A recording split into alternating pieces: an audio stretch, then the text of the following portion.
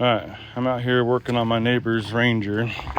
It's got key on power to the gauge cluster, but fuel pump won't kick on, no crank, and no headlights. It's got 12.4 volts. Checked all the normal grounds, battery connections, fuses, relays. And then I came back here to start looking at the harness, because I know these are bad about chafing. And I pulled the air box out. And the harness sits right on top of this bracket that's strapped down there from the factory. And the air box sits right here.